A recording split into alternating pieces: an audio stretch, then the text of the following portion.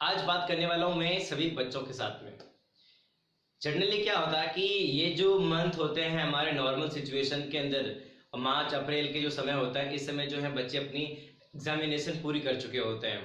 But इस समय क्या है कि पूरे देश में लॉकडाउन का माहौल है। चारों तरफ जो है कोविड की बहुत ही ज़्यादा महामारी फैली हुई है। इसी बीच में सीबीएसई बोर्ड ने तो 10th वाले बोर्ड के बच्चों के लिए एग्जाम न लेने का डिसीजन ले लिया है। बट अभी भी बहुत सारे स्टेट गवर्नमेंट ने 10th बोर्ड की एग्जाम को रद्द करने की बजाय वो एग्जाम को पोस्टपोन कर दिया गया है।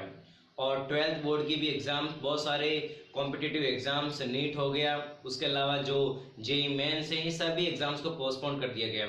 तो इस समय बच्चों के पास में बहुत ज़्यादा स्ट्रेसफुल सिचुएशन है। तो गाइस, ये जो वक्त है, इस वक्त के अंदर हमें बहुत ज़्यादा मजबूत होने का समय है, बहुत ज़्यादा डिटरमाइन होने का वक्त है। तो अगर आप ये 5 पॉइंट को फॉलो करते हैं तो आपका ये जो समय है, आप इस समय के दौरान भी बहुत अच्छे से अपनी प्रिपरेशन कर सकते हैं। इस समय क्या होता है कि एग्जामिनेशन का समय क्या होता है कि बच्चों के पूरे जीवन का हिसाब किताब उसमें मिलता है। बच्चों के पूरे साल भर की पढ़ाई का जो रिजल्ट है उस एग्जामिनेशन में दिखता है कि बच्चों ने पूरे साल भर कैसे मेहनत की है।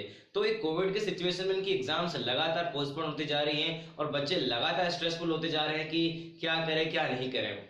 तो गाइज, आपको 5 पॉइंट फॉलो कर देने हैं। अगर आप 5 पॉइंट फॉलो करते हैं तो मैं चैलेंज के साथ कहता हूं कि ये 5 पॉइंट अगर आपने 2 महीने 3 महीने फॉलो किए, आपके एग्जाम के तक आपने फॉलो किए, तो आपका रिजल्ट बहुत ही अमेजिंग होने वाला है। तो ये जो मेरा स्टेटमेंट है, ये पेरेंट्स के लिए भी है, बच्चों के लिए भी है और सभी टीचर्स के लिए भी है। तो मेरे पास में एक एक करते हुए 5 पॉइंट आपको बताने वाला हूँ। तो इन 5 पॉइंट को आप जरूर पूरा कंप्लीट सुने और उसको सभी तक शेयर जरूर करें। पढ़ाई करने का सबसे सही समय कौन सा होता है? तो सुबह मॉर्निंग का जो समय होता है वो सबसे सही समय होता है। ब्रह्म मुहूर्त जिसे हम बोलते हैं, ऋषि मुनि जब पहले उठते थे वो ब्रह्म मुहूर्त में उठते थे, सूर्य उदय से पहले वो उठते थे। और उस समय में क्या होता था कि आत्मा, परमात्मा और आपका मन तीनों एक ही रेखा में होते हैं, जिससे आपका जो ब्रेन है बहुत ही ज्यादा फोकस होता है।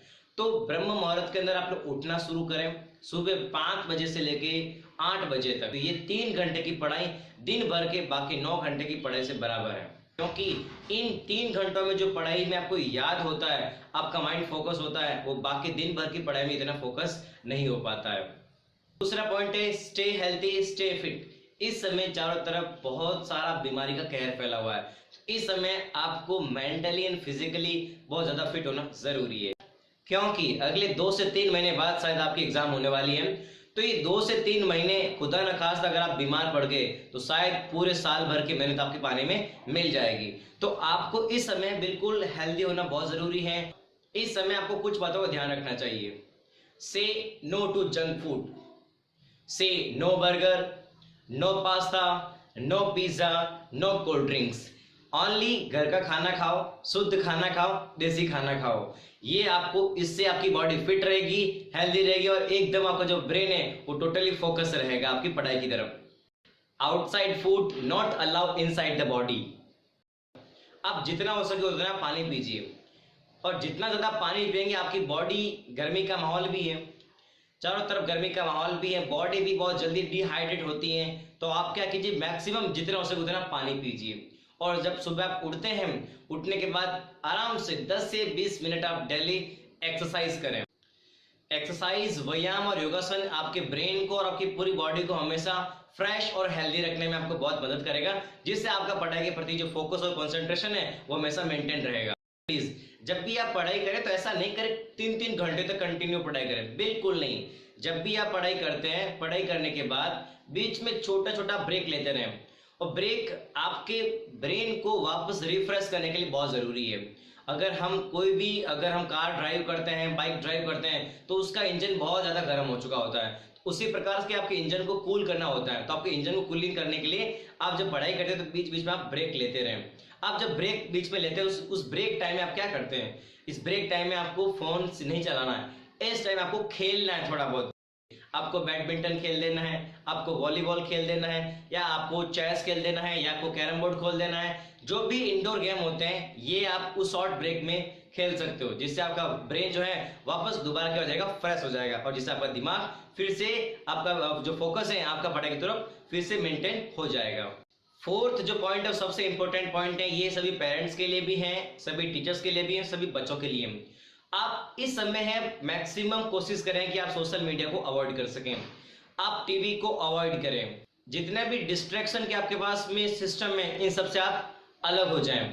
से नो टू टीवी, से नो टू सोशल मीडिया, से नो टू मोबाइल। हाँ, मैं मानता हूं कि चारों तरफ पूरा सिस्टम एकेडमिक सिस्टम बंद है, तो आपको अपने मोबाइल का, लैपटॉप का उसी समय यूज करना है जिस समय आपको एकेडमिक एक्टिविटी हो। और सबसे last and important point, don't take seriously. Examination आपका जीवन नहीं है, ये आपके जीवन का एक पार्ट है, तो इसको इतना सीरियसली आपको नहीं लेना है। बस उसी प्रकार हंसी खुशी मस्ती में ध्यान रखना, आपको एग्जामिनेशन देना है।